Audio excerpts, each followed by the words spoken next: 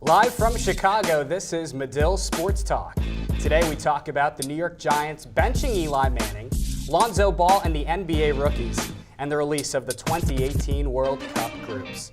Hello and welcome. I'm Darren Zaslow, joined by Nick Mantis and Jordan Klein. We begin our show talking about Eli Manning getting benched this week against Oakland. Currently 2-9 overall, the Giants are in last place in the NFC East standings. In a 20-10 loss against the Washington Redskins last week, Manning completed only 13 of 27 passes for 113 yards with one interception. Fifth-year quarterback Geno Smith will get the start. Nick, did Eli Manning deserve to be benched by the New York Giants? No. Absolutely not. And it's sad. I mean, we're talking about a two-time Super Bowl champion, a two-time MVP of those Super Bowls that he played in for your organization, where you're pretty much, Ben McAdoo and his whole staff are setting them up for failure. Now, if you're going to Eli Manning's mindset, if you will, you have no running back to hand the ball off to. And even if I want to sit back there for 3 to 4 seconds, I have nobody to really throw the ball to either because of the fact that I have no offensive line to protect me, for pretty much the whole entire game, to the point of where I'm throwing 7 interceptions in the entire season. And yeah, you said that Geno Smith is the one who's going to be starting, and so he's going to break Eli Manning's 210 game streak. But you're putting yourself in a situation where it really is sad at the end of the day. So, Jordan, what do you think? Bench Eli? Yes, because, look, at the end of the day, no disrespect to Eli, but this isn't about disrespecting Eli. The Giants are out of it at this point in the season. So if you're them right now, you have to do what's best for your franchise. And logically, that's trying out as many options as you can at this point in the season for a number of reasons. One, Manning's not performing well. You could say it's because of the offensive line, but if he were more mobile, he'd be able to escape, right? So that's a skill set that he's lacking. He's had the third worst quarterback rating of his career at this point in the season. And also, like I said, you're so far out of the mix right now. If you're looking to try new options, now's the time to do it. And yes, we heard from Philip Rivers earlier this week. He said that if the Giants are going to do what they should let him at least finish out the season. But at the end of the day, this is about what's best for the Giants in the long term. That's an interesting point. What I'd say a bright side or a bright moment of all of this is the fact that Geno Smith is going to be the first black quarterback to start for the New York Giants, and the New York Giants organization was the last organization in the entire NFL to do so. So, there's that. Which is good. What's interesting, too, is Geno Smith has been looking good in practice. Mm-hmm. We've heard that multiple times from the coaching staff. And also, let me throw these stats out there as well. During his last 5 games with the Jets, completed 64.1% of his passes. That was a best for him. Had a quarterback rating of 107.3, better than Eli Manning's is now. He could be your future starter. And let's say he's not, right? Let's say he performs terribly. Let's say Webb performs terribly. The Giants tank. That means better draft picks for next season. At the end of the day, this is the best move for their franchise. And we can both agree that Webb is not ready, and that's why they're putting Geno in. No. And McAdoo's decisions right now are somewhat irrelevant in that sense because of the fact that McAdoo is going to get fired. We can all agree on that. We're talking about 2-9. They might not win an entire game the rest of the season. Oakland's looking good. We're sitting here in a situation where we're thinking about the future. So those draft picks, number 3 or number 4 draft pick of this next draft, you're looking at either Sam Darnold or you're going to go probably with Baker Mayfield. And that attitude from Baker Mayfield might be a little bit controversial, knowing you have OBJ out there as an outside wide receiver. So it'll be an interesting offseason without Eli Manning. This year, the 2-time Super Bowl champion has completed 62.5% of his passes for 2,411 yards, 14 touchdowns, and 7 interceptions. Throughout his career, he has been named the Super Bowl MVP twice and has received 4 Pro Bowl selections. Jordan, has Eli Manning played his last game for the New York Giants? Okay, so in the press conference, we heard McAdoo say, no, this is not Eli Manning's last game with the New York Giants, but you have to consider it a possibility based on the current direction of their franchise. Look, the NFL right now is moving to a dual-threat quarterback league. Let's look at some of the best guys in football right now in the pocket. You've got Cam Newton and you've got Carson Wentz, who is, quite frankly, an MVP candidate. Both are dangerous in the pocket, have great arms, but they're also both dangerous outside of the pocket. You mentioned Eli Manning is getting sacked quite a bit this season. Sure, it's because he has a brutal offensive line, but if he was more mobile, he could do better. No, Eli, that's not his type of game, though. We have to think about the way that Eli Manning came into the game. You had You got guys like Brett Favre, you got guys like Tom Brady, guys who are going to sit in there and they're really going to chuck it. Now, Brett Favre is a little bit more mobile, so you can have that argument. Tom Brady, the best quarterback to ever play the game, is one of those guys that's going to sit in there, but then when he runs, he literally looks like you're watching a film in slow motion. So we're talking in a situation where Eli Manning is you would say maybe part of that older regime of quarterbacks and of a league that literally stands for not for long. However, the way that the Giants organization is treating him is very disrespectful. And for all of us who want to see the hierarchy of quarterbacks go through the same rung is part of the reason why I don't agree with this move. When we come back, we analyze the performances of Lonzo Ball and other NBA rookies. Don't go anywhere. This is Medill Sports Talk. At Northwestern, we're Wildcats in every way.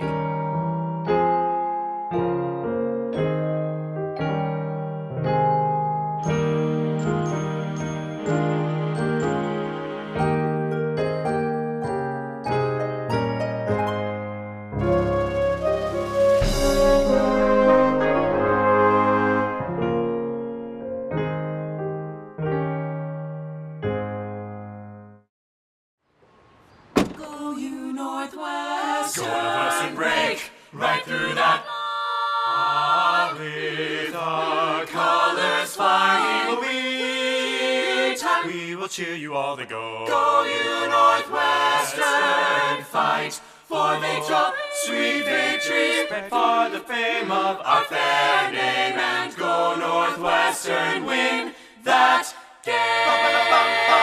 Go Cats! At Northwestern University, we are pioneering innovation and achieving excellence across every imaginable discipline.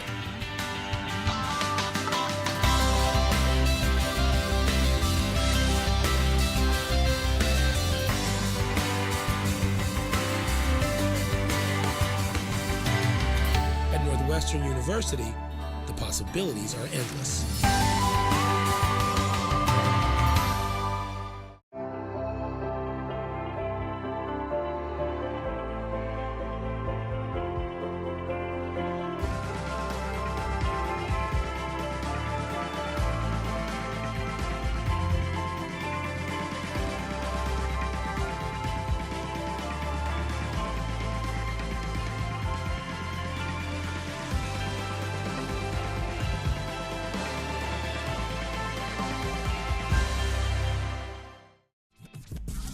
Welcome back to Medill Sports Talk. I'm Alexa Adler, joined by Daniel Comer and Alexis Comer to talk about the NBA's rookies.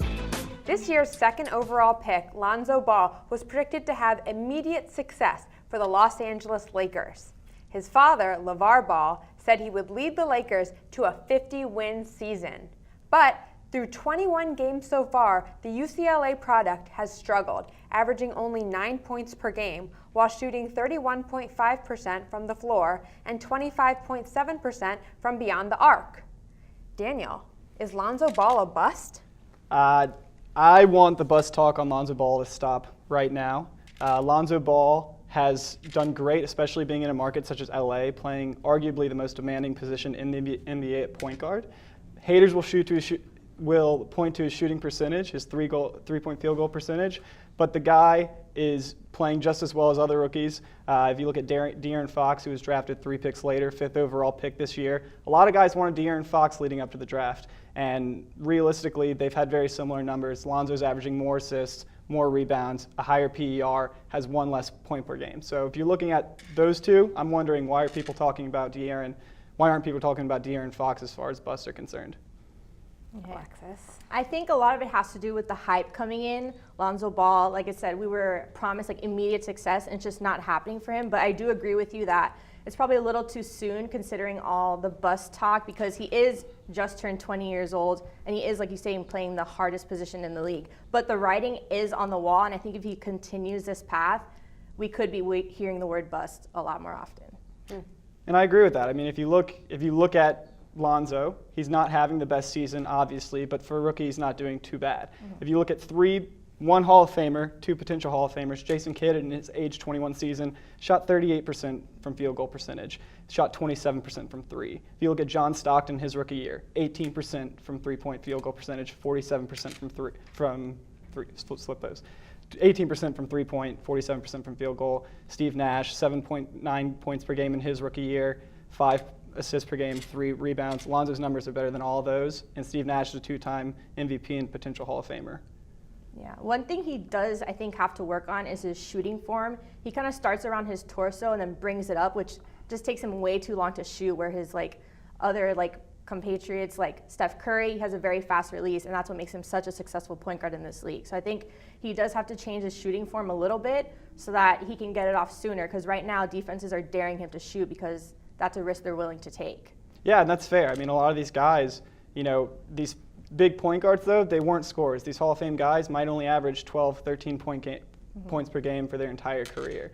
And Lonzo's going to space the floor. He's one of the best pure passers coming out of the draft in a very long time, been compared to Magic. And honestly, I think that's where a lot of this bust talk comes from. It's this expectation that's been created by guys like Magic and Daddy Ball, Magic especially, who came in and said, please don't break all my records. So I think that's something that people need to keep an eye on and maybe not consider Lonzo Ball a bust, because he's been pretty quiet.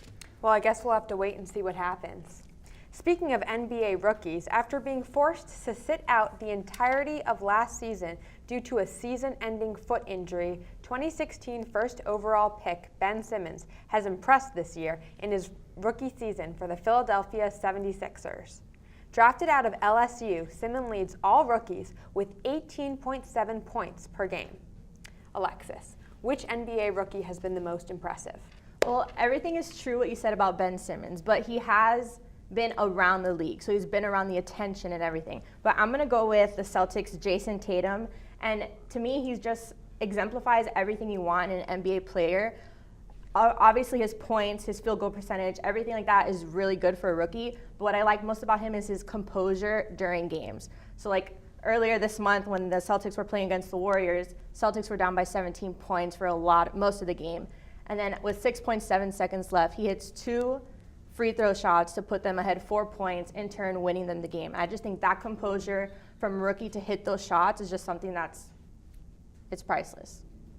Yeah, I completely agree with Alexis as far as Ben Simmons. This guy's been in the league a year already. I mean, sure, he was hurt, but you get a lot of developmental time when you're in the league, especially if you're redshirting the first year like a lot of these 76ers like to do.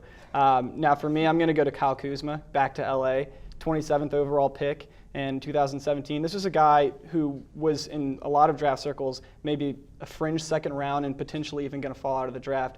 He's put up second most points per game to Ben Simmons this year for rookies, but honestly, I think he's played very well. He's had a fluid game. He's really anchored the Lakers offense early on. So I'm going to go with Kyle Kuzma. I think he's been very impressive.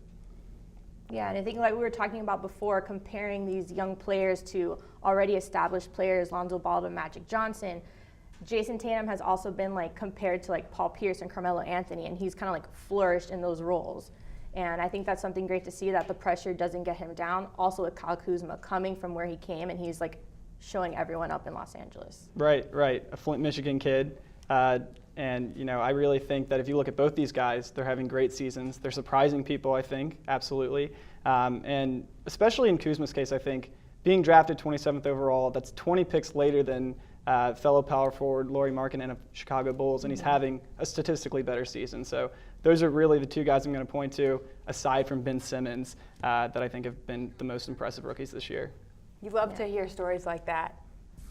When we come back, we will break down the newly released groups for the 2018 World Cup. This is Medill Sports Talk.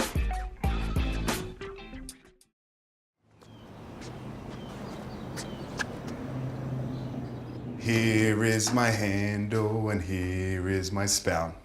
When I get all steamed up, then I shout. Tip me over and pour me out. Oh. The smallest moments can have the biggest impact on a child's life. Cheers. Take time to be a dad today.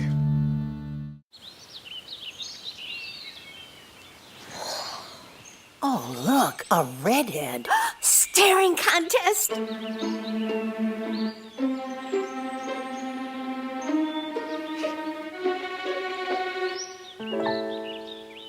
You still got it. I know. Come alive with the forest. The dad was cute. They were looking right at us. Visit discovertheforest.org to find a forest near you. A boy born in Joplin, Missouri was fascinated by anything with wheels and a motor. The odds of him winning both the Daytona 500 and the Brickyard 400 in the same year? 1 in 195 million. The odds of a child being diagnosed with autism? 1 in 68. I'm Jamie McMurray, and my niece has autism. Learn more at autismspeaks.org/signs. Wow, these are really good. You act surprised.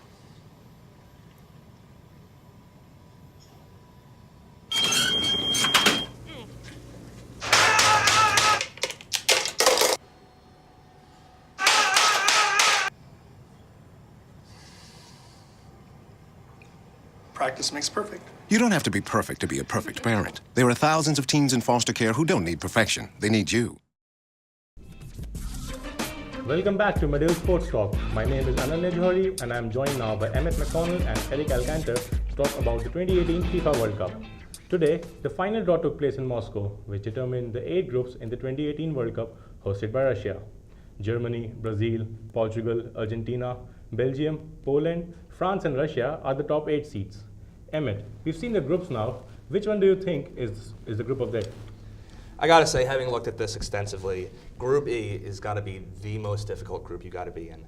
Every single one of those teams are teams you could expect to see in the next round. Serbia topped their group in UEFA qualifying. Brazil eased past the difficult CONMEBOL qualifying process. Switzerland went 9-1. Only 4 teams did that: Spain, Belgium, Germany, and Portugal. One of the best teams in Europe, obviously underrated. And Costa Rica last year, or not last year, in the last World Cup, was in the group of death against England, Uruguay, and Italy, and they made it to the quarterfinals. So every single team there I can see moving on. Okay, Eric, do you agree with that? Absolutely not. I completely disagree with that. You've presented a strong group for sure, but the thing about it is Brazil is going to run away with it. Brazil is the best team in that group, bar none. Switzerland, Costa Rica, Serbia, I'm not sure too much separates them, so I understand where you're going there. But Switzerland in that playoff in UEFA against Northern Ireland was dreadful. Absolutely dreadful. Costa Rica have not been the same team since the 2014 World Cup. Yeah, they've played well in tournaments, but I want to see it again because I don't think they can pull it off again this time. And Serbia, again, the same kind of problem. They struggle to score goals. My personal pick for this would be Group H. Poland, Senegal, Colombia, and Japan. Because to me, the strongest group is the one that has the most balanced teams. So here's the thing, it's not about balance, it's about what are the best teams. Group A's, yes, it's the most balanced. Poland is a pot 2 team in my mind. Colombia, another pot 2 team. Senegal, pot 3. Japan, yet to prove themselves really in a World Cup with this team. Costa Rica is putting out the same team they have in the last World Cup. They have the same players, not that old. Poland's heavily reliant on Lewandowski. That can take you far. Colombia, same thing with James Rodriguez. Senegal, they're unproven. I can't see them coming in here into a hostile environment in Russia and performing at the level of these teams with proven players.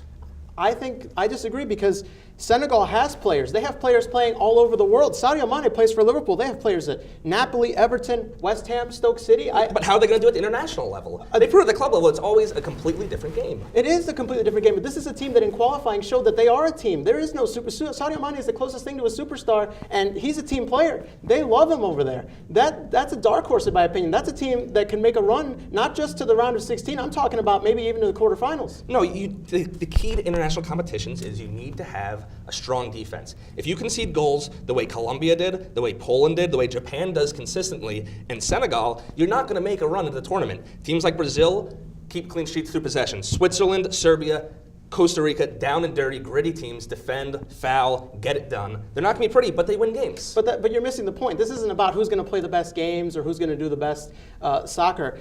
This is about the 4 teams that, in my opinion, have a chance to get out of this group. Poland, Senegal, Colombia, and Japan, nothing really separates them, in my opinion. I think Colombia is the best team, but I don't think that they should be running into this group thinking, oh yeah, we're going to take it easily, because they're going to go from darlings to competitors. That's a completely different stage. They caught everyone by surprise last time. They won't be doing that this time. No, and you know what? James Rodriguez hasn't looked very good this year. Falcao is not playing at the same level. I don't see Colombia pulling out nearly the same performance as it did in the last World Cup. Okay, so it looks like we cannot come to an agreement on the group of death. Let's see if we can agree on which is the weakest group. So Eric, which one of the 8 do you think is the weakest group?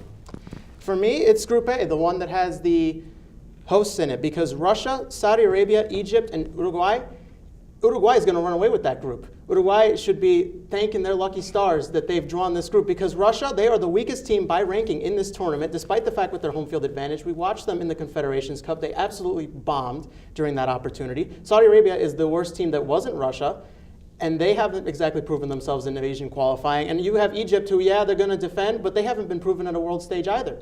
What do you think, Amit? Is it... Yeah, I agree with you saying Russia, weakest pot 1 team. But when you're playing at home in a World Cup, it's going to be a hostile environment. They are going to play their hearts out, and the way the atmosphere is in Russia right now, I don't see them being a pushover the way I can see some other teams coming in. Saudi Arabia, I don't know enough about them. They haven't really proved themselves at any level, but they are not the worst team in this tournament. That would by far go to Australia, who finished lower in qualifying than Saudi Arabia, which makes the weakest group actually Group C of France, Peru, Denmark, and Australia.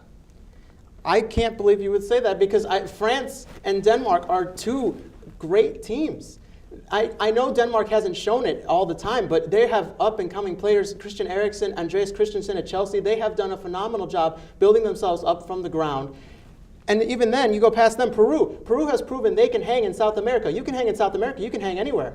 Peru made it in despite themselves. Chile put in terrible performances game after game. Peru conceded the 5th most goals in CONMEBOL. You're not going to go far in an international tournament when you're conceding the kind of goals they are. France, probably the 2nd most likely team to implode on themselves after Italy. Italy already did that, out of the tournament. Saw it in 2010 World Cup. France is they hoist themselves up on a platform. They're going to fall down harder, I think, in this tournament than any others. They did well in Euros, but they have the most potential. True, they're the best team in the group, but anything can happen to them. They can fall apart. Peru, I don't see them making it out. Denmark and France, best teams in the group, but Denmark, they don't have that person who will put the team on his back and score a goal the way James Rodriguez would, or Diego Forlan. They don't have that.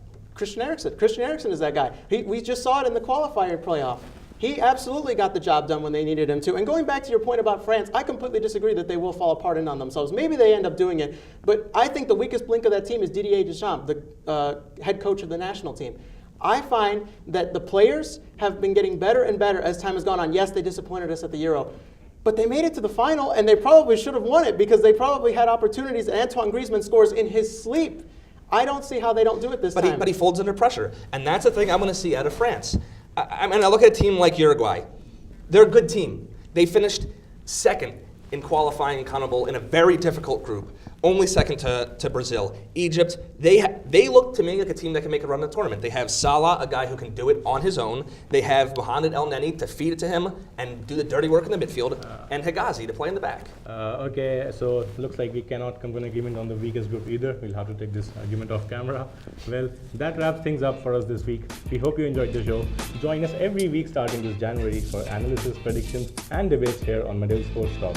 For all our anchors and analysts tonight, I'm Ananya Johari signing off. Have a good holiday, and as always, do not sleep on those Big Ten Cats.